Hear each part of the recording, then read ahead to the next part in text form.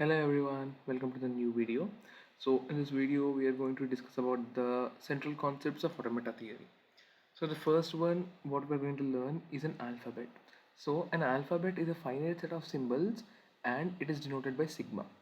So the first example here what we see is a set of 0 and 1 which are also called as set of binary digits. And second one is a set of all alphabets of lowercase. And third one is the combination of both of them. So next thing what we are going to learn is the power of a alphabet. So a power of an alphabet is a set of all strings of length k over the alphabet sigma. So we'll understand it by seeing the example here. So here in the example, uh, sigma power 1 is the set of all strings with length being 1, and sigma power 2 is the set of all strings with the length being 2. So we'll see how did we find this thing now. So sigma square can also be written as sigma of sigma, which is 0 comma 1 or 0 comma 1. So it is 0 0 0 1 1 0 and 1 1. This is how we find the power of an alphabet. For example, if we have sigma cube, we can find it out as sigma square into sigma. So 0 0 0 1 1 0 1 1 or 0 comma 1. This is how we are going to find the powers. So second one what we are going to learn in the central concepts is a string. So a string is a finite sequence of symbols chosen from an alphabet sigma, and here we denote it with W. Here W is also called as a word. So for example, if we have 0 and 1 as our alphabets, the strings what can be formed with these two symbols are so many. For example, like 0 0 0 1 1 0 1 1 0 0 0 0 1 1 1 1 1 0 1 0 1 and so many. And with strings with which can be formed with the alphabet A to Z are so many. You can form names, you can form so many alphabets with these things. And next thing, what operations can be performed on strings are first one being the string concatenation. So here x is the AB and y is xy. So concatenating x and y we get AB xy, and concatenating y and x we get xy AB. Let's see more uh, operations what we can perform on strings now.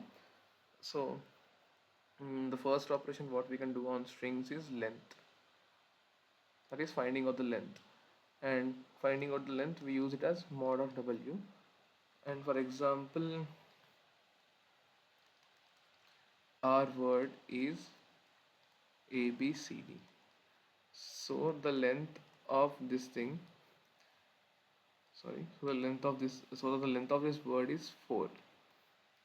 This is how we represent lengths in strings. And empty strings we represent it with epsilon, and the length of an empty string is 0. And third character is one of is prefix of a string.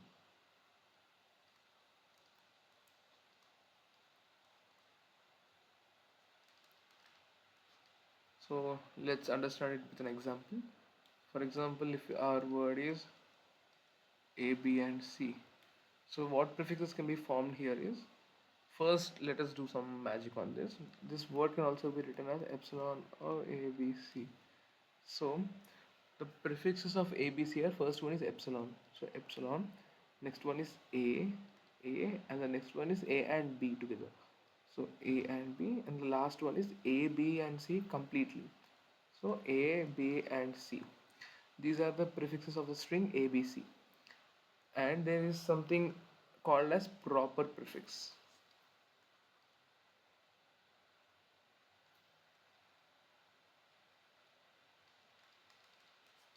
So what is the main difference between the prefix and the proper prefix is, we don't have these two, that is the epsilon and the complete word. Without these two, the rest of all are called as proper prefixes of the string. So for this, A and B are the proper prefixes. The fourth one and the last one is suffix.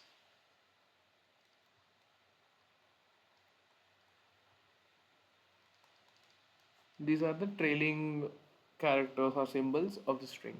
Let us take the same example, the word being A, B, and C. So the word can be written as A, B, C, and epsilon. So the suffixes what you can find here is epsilon first, C, BC, and A, B, and C, and also proper suffix.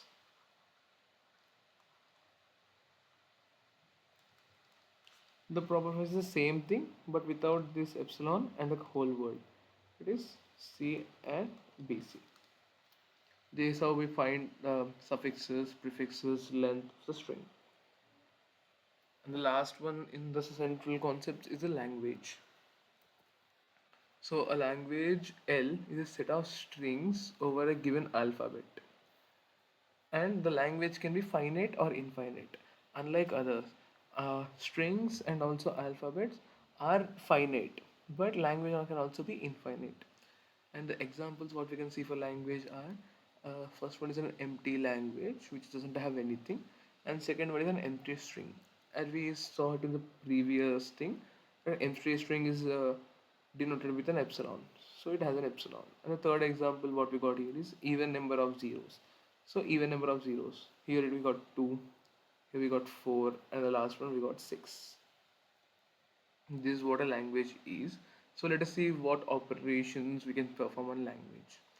So operations on language, the first one is concatenation. So you can see the example over here being A is as A and B, and B being C and D. So A and B becomes AC, AD, BC, and BD. These are we concatenate in language. And the second one is a clean closure. Clean closure is concatenation of zero or more letters or digits together. For example, uh, what we have here is as the alphabet is 0 and 1. So we are finding the powers here. So sigma of 0 is epsilon, and sigma of 1 is 0 and 1. Sigma of 2 is 0 0 0 1 1 0 and 1 1, and so on up to infinity. So the clean closure for this thing is the union of all these things. That is sigma of 0 union, sigma of 1 union, 2 union, so on up to union I is equals to 0 to infinity L of I. The third one is a positive closure. So what is a positive closure? Positive closure is also similar to clean closure, but it doesn't have the first one. That is sigma power 0. That is epsilon. We have all, but we started from 1. So it can also be written as clean closure minus the first one. That is epsilon. Yeah, this is for this today's video, guys. I hope you understood. Please like, share, and subscribe. Thank you.